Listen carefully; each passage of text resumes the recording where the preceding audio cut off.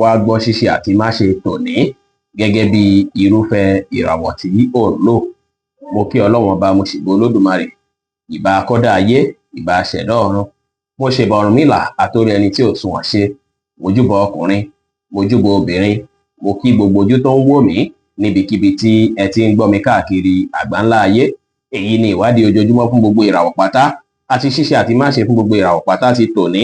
tí ń ṣe ọjọ́ Saturday July 5 ọdún 2025 tá wà nú ẹ̀ yìí. Ẹ̀yin tẹ́ ń wò mí pátá, ẹ dákun ẹ dábọ̀ ẹ bá ń share fídíò yìí kó kárí ilé kó kárí oko, kó lè jẹ́ òwúrọ̀ àti àǹfààní fún ọ̀pọ̀lọpọ̀ ènìyàn. Kí ẹ sì má gbàgbé láti follow, kí ẹ sì subscribe kẹ́lẹ́ pẹ̀lú àwọn tá máa jàǹfààní onírúurú fídíò tá à ń fi léde lójoojúmọ́ fún ìdàgbàsókè ìjọmọ ènìyàn. Ẹ̀yin tẹ́ sì fẹ́ ṣèwádìí onírúurú láǹfààní láti kàn sí wa ní WhatsApp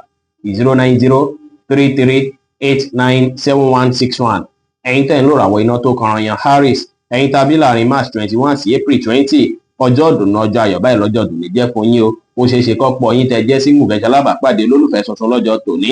Bẹ́ẹ̀ sì ni ó ṣeé ṣe kí ẹnìyẹn jẹ́ni tó ṣe pé ẹ̀dìjọ́ máa ń lo ìgbésí ayé yín papọ̀. Bẹ́ẹ̀ sì ni ó dára púpọ̀ kẹ́ làwọn ọkọ̀ àti ìgbọ́jọ́ tòní láti fi relax pẹ̀lú málẹ̀bí yín. Ẹ báwọn èèyàn sọ̀rọ̀ pẹ̀lú ìfẹ́ lọ́jọ́ tòní. Bẹ́ẹ̀ sì ni kẹ́ báwọn èèyàn ṣe pẹ̀lú àwàdà tí ẹ̀rín, kí ẹ sì fi ìgboyà ṣe ohunkóhun lénìí pẹ̀lú. Rẹ́ẹ̀dì jẹ́ kọ́lọ́ tó dára jù fún yín láti wọ̀ láṣọ lónìí. Aago 4 kọjá ìṣẹ́jú 15 ní ọ̀sán sí aago 5 ní ìrọ̀lẹ́ ní àkókò èyí tó dára jù fún yín láti fi ṣe ohun tó ṣe kókó tó ṣe pàtàkì jù nínú ìgbésí ayé yín ní ọjọ́ tòní. Ẹ̀yin tẹ́ ń lò ràwọ̀ erùpẹ̀ alámọ̀ Taurus, ẹ̀yin tàbí láàrin April 21 sí May 20 lọ́jọ́ tòní, ara yín máa yá gágá púpọ̀. Bẹ́ẹ̀ sì ni ẹ máa ní ìrètí àti ìgboyà lórí ohunkóhun lọ́jọ́ tòní. Sí ó ṣeé ṣe bí ẹ rí surprise kan látọ̀dọ̀ ènìyàn kan tó súnmọ́ yín bí àbí màlẹ́bí àbẹ́ni tó jẹ́ olólùfẹ́ yín kan. Lọ́jọ́ tòní múdù yín máa dára. Ó dára púpọ̀ kẹ́ lọ ọkọ̀ àti ìgbà láti fi rìláàsì díẹ̀ lọ́jọ́ tòní. Bẹ́ẹ̀ sì ni ó dára kí ẹ má ṣàṣejù lórí ohunkóhun. Bákan náà sì rèé, ó dára kẹ́ ṣàwọn nǹkan tá mú kí inú yín dùn, káyọ̀ yín kún. Píǹkì jẹ́ kọ́lọ́ tó dára jù fún yín láti wọ̀ láṣọ lónìí. Aago 2 kù ìṣẹ́jú 15 ní ọ̀sán sí aago 3 kù ìṣẹ́jú 5 ní ọ̀sán ní àkókò èyí tó dára jù fún yín láti fi ṣe ohun tó ṣe kókó tó ṣe pàtàkì jù nínú ìgbésí ayé yín ní ọjọ́ tòní. Ẹ̀yin tẹ́ ń lò ràwọ̀ afẹ́fẹ́ aláwàdà Gemini, ẹ̀yin tàbí láàrin May 21 sí June 21 lọ́jọ́ tòní, ẹ kíyèsára, ẹ má ò lẹ̀lẹ́ nǹkan ra mẹ́nikẹ́ni látàrí pé tẹ́ bá ṣe eléyìí ó ṣeé ṣe káwọn èèyàn tó rọ̀gbà yín kákọ́ fẹ́ máa ní páwọn fẹ́ bá yín ṣe lọ́jọ́ tòní tí yín ò sì dára. Lọ́jọ́ tòní ó ṣeé ṣe kí nǹkan kékeré kó fẹ́ máa dọkàn yín láàmú díẹ̀, kó fẹ́ máa mú kọ̀ọ̀kan yín pòrúurú, ṣùgbọ́n gbìyànjú láti mọ́kàn balẹ̀. Ẹ má yẹra pinnu àbí yẹra gbígbésẹ̀ tàbí hùwà èyí tí ó tọ́ látàrí pé ìwà tẹ́ bá wò lọ́jọ́ tòní òun làwọn èèyàn máa fẹ́ fi jọ́ọ̀jì yín. Kẹ́ kíyèsára lọ́jọ́ tòní, kẹ́ gbájúmọ́ṣẹ́ kẹ́ lè rere gbámú, ẹ free mind yín, kí ẹ má wulẹ̀ ní ẹ̀ ń ṣe nǹkan kan tó ṣe kókó lákòókò aago 3 ní ọ̀sán sí aago 4 ní ọ̀sán rárá o, látàrí ìpàkòkò yẹn jákòókò tí ó wà very unlucky fẹ́yìn tẹ́ ń lò ràwọ̀ yìí. Ṣùgbọ́n rẹ́ẹ̀dì jẹ́ kọ́lọ́ tó dára jù fún yín láti wọ̀ láṣọ lónìí. Ẹ ṣáwà positive lọ́jọ́ tòní, yẹn á jẹ́ kọ́jọ́ tòní dára fún yín. Ẹ̀yin tẹ́ ń lò ràwọ̀ omi agbára Cancer, ẹ̀yin tàbí láàrin June 22 sí July 22 lọ́jọ́ tòní, èèyàn kan lè wà láyìíká yín lè ní tá mú kí inú yín dùn, tá mú kẹ́ rẹ́rìn kéékèèké dáadáa. Ẹnìyẹn lè jẹ́ ẹni tó ṣe é pé tọ́jọ́ mẹ́ta tẹ̀ sí rí gbẹ̀yìn lẹ́ni sí rí ènìyàn tó súnmọ́ yín. Ó ṣeé ṣe kí ẹ gbọ́rọ̀ yẹn ayọ̀ kan látọ̀dọ̀ wọn tá tún mú kí inú yín dùn, ṣùgbọ́n kò sí bó tilẹ̀ òun kọjọ́ tòní rí. Ẹ wulẹ̀ tẹpá mọ́ṣẹ́ dáadáa o, kẹ́ ṣe dáadáa sáwọn èèyàn, ẹ rẹra yín lẹ̀ kẹ́ sì wà determine pẹ̀lú. Orange jẹ́ kọ́lọ́ tó dára jù fún yín láti wọ̀ láṣọ lónìí. Aago 2 ní ọ̀sán sí aago 3 ní ọ̀sán ní àkókò èyí tó dára jù fún yín láti fi ṣe ohun tó ṣe kókó tó ṣe pàtàkì jù nínú ìgbésí ayé yín ní ọjọ́ tòní.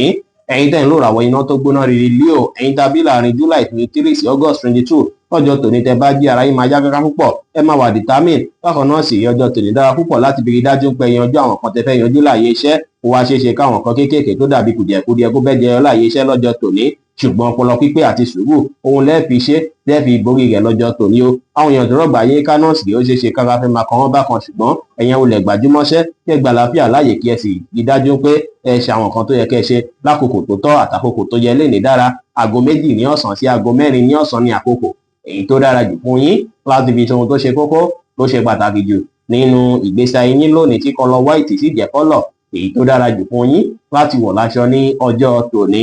Ẹ̀yin tẹ́ ń lò ràwọ̀ erùpẹ̀ funfun Virgo, ẹ̀yin tàbí láàrin August 23 sí September 23 lọ́jọ́ tòní ní láti kíyèsára. Owó ṣeé ṣe kí àwọn kan fẹ́ àtàkì yín tàbí kí ẹ fẹ́ rí nǹkan kan tó dàbí pé èèyàn pàdánù kan láàyè ilé lọ́jọ́ tòní. Ẹ rí dájú pé tilẹ̀kùn lè yín pa tẹ́ bá ń jáde lọ. Ẹ rí dájú pé àwọn kan tí ẹ fi sí ibikíbi bóyá láàyè iṣẹ́ àbí nílé ẹ ń gbé gbogbo ẹ̀ wà ní bó ṣe yẹ kó wà. Ẹ má wulẹ̀ ní bóyá ẹ̀ ń kánjú lórí okòwò kó má jẹ́ pé ẹ máa misplace nǹkan lọ́jọ́ tòní. Lẹ́ni sí rè láṣálẹ́, kẹ́ rí dájú pé gbogbo window àti ilẹ̀kùn ló wà títì pa torí ó ṣeé ṣe kí èèyàn kan fẹ́ ba yín jà tàbí kán fẹ́ àtáàkì yín tàbí kí ènìyàn kí wọ́n fẹ́ já yín lólè lọ́jọ́ tòní kẹ́ kí sara ẹ má finú tó ẹnikẹ́ni tó bá jájòjì láyìíká lẹ́yìn lèlé ẹnikẹ́ni tẹ́ bá rí bóyá ó rí ìgbèrègbèrè láyìíká lẹ́yìn kẹ́ ó lẹ̀ kẹ́fìn rẹ̀ kẹ́ ó lẹ̀ rojọ́ rẹ̀ fún yàn pé ẹnìyẹn jẹ́ ká bí léèrè ká bí lẹ́jọ́ lọ́jọ́ tòní ẹ má rìnrìn òru rárá bẹ́ẹ̀ sì ni kẹ́ má waṣọ dúdú bákan náà sì rí kẹ́ fi ìgboyà ṣe ohunkóhun lè ní dára white jẹ́ kọ́lọ́ tó dára jù fún yín láti wọ̀ láṣọ lónìí aago 3 ní ọ̀sán sí aago 4 ní ọ̀sán ní àkókò èyí tó dára jù fún yín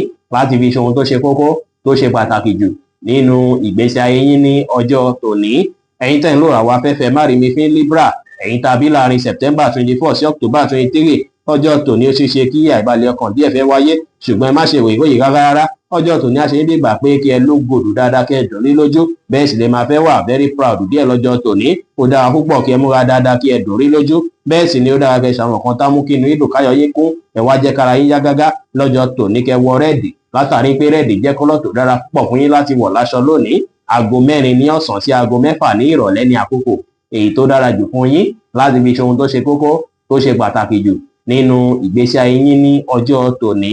ẹ̀yin tẹ́ ń lò ràwọ̀ omi tútù Scorpio ẹ̀yin tàbí láàrin October 24 sí November 22 àwọn nǹkan tó ń wù yín nínú ọkàn bóyá bí kẹ́ travel bí kẹ́ ìrìn àjò yẹn ló máa gbalẹ̀ lọ́kàn yín púpọ̀ lọ́jọ́ tòní kódà ó ṣeé ṣe kí ọkàn yín fẹ́ pòrúurú látàrí èyí ọ̀pọ̀ nǹkan máa lọ lọ́kàn yín púpọ̀ lọ́jọ́ tòní ṣùgbọ́n rí dájú pé ẹ free mind yín ẹ má wulẹ̀ fàyè gba nǹkan kíkan bí àríyànjiyàn láàrin ẹ̀yin àtèèyàn lọ́jọ́ tòní látàrí bó lè ṣàkóbá fún múndùn yín bẹ́ẹ̀ sì ni ó tún lè ṣàkóbá fáwọn kan tẹ́ ń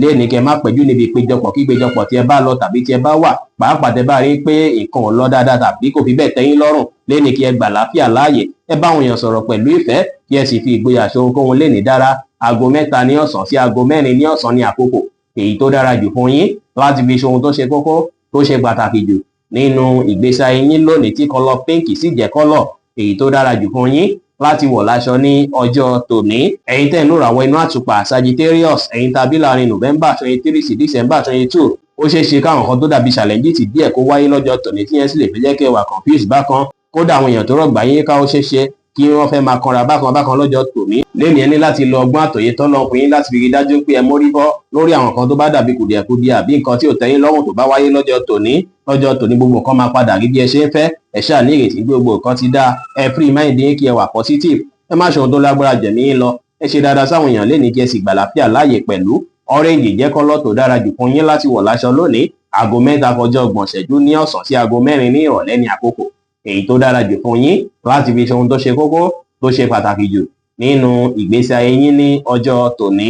ẹ̀yin tẹ́ ń lò ràwọ̀ èròpè lérúkú Capricorn ẹ̀yin tàbí láàrin December 23 sí January 19 agbára kankan máa wà fún yín ọpọlọ yẹn á jí pépé dáadáa lọ́jọ́ tòní ó dára kẹ́ lọ àkókò àti ìgbà ọjọ́ tòní láti rí dájú pé ẹ mójútó àwọn kan tó ṣe pé ó ṣe kókó fún yín láti mójútó nígbésí ayé yín ẹ múra dáadáa lè ní kí ẹ dùn rí lójú ẹ ṣe dáadáa sáwọn èèyàn ẹ bá àwọn èèyàn ṣe pẹ̀lú ìfẹ́ kí ẹ sì wá ìrọ̀rùn láwùjọ yín pẹ̀lú green jẹ́ kọ́lọ̀ tó dára jù fún yín láti wọ̀ láṣọ lónìí aago 4 ní ọ̀sán sí aago 5 ní ìrọ̀lẹ́ ní àkókò èyí tó dára jù fún yín láti fi ṣe ohun tó ṣe kókó tó ṣe pàtàkì jù nínú ìgbésí ayé yín ní ọjọ́ tòní ẹ̀yin tẹ́ ń lò ràwọ̀ afẹ́fẹ́ oníbínú Aquarius ẹ̀yin tàbí láàrin January 20 sí February 19 lọ́jọ́ tòní ó ṣeé ṣe ká ìbalẹ̀ ọkàn díẹ̀ wáyé tàbí kí iṣẹ́ fẹ́ pọ̀ lọ́rùn yín àwọn kan máa pọ̀ tẹ́ máa fẹ́ mójútó lọ́jọ́ tòní ṣùgbọ́n mójútó àwọn kan tó ṣe kókó kẹ́ ẹ ṣe lẹ́yẹyọ èjèèjì gbogbo nǹkan yẹn máa padà rí bí ẹ ṣe ń fẹ́ padà bí eré fún yín lẹ́ni ẹ má dá sọ́rọ̀ tí wọ́n pè é sí àbí tí ó kàn yín ṣùgbọ́n tẹ́ bá nílò ìrànlọ́wọ́ ẹ lè bọ́ ọ̀rẹ́ kan sọ bóyá ràn yín lọ́wọ́ lọ́jọ́ tòní ẹ rẹra yín lẹ̀kẹ́ ṣe dáadáa sáwọn èèyàn kí ẹ sì wá ìdùnnú ní gbogbo ọ̀nà lẹ́ni pẹ̀lú aago 4:30 ní ìrọ̀lẹ́ sí aago 6 ní ìrọ̀lẹ́ ní àkókò èyí tó dára jù fún yín láti fi ṣe ohun tó ṣe kókó tó ṣe pàtàkì jù nínú ìgbésí ayé yín lónìí tí kọ́lọ̀ white sì jẹ́ kọ́lọ̀ èyí tó dára jù fún yín láti wọ̀ láṣọ ní ọjọ́ tòní ẹ̀yin tẹ́ ń lò ràwọ̀ omi tí kì í ru Pisces ẹ̀yin tàbí láàrin February 20 sí March 20 ọjọ́ tòní ọjọ́ tó dára púpọ̀ fún yín ni ọjọ́ tẹ́ máa wà very lucky lọ́jọ́ tòní jẹ́ agbára káká máa wà fún yín ìgboyà máa wà fún yín pẹ̀lú lẹ́ni kẹ́ wà focus kẹ́ gbájúmọ́ṣẹ́ bẹ́ẹ̀ sì ni kẹ́ má wà stress ara yín ju bó ti ṣe wáyé lọ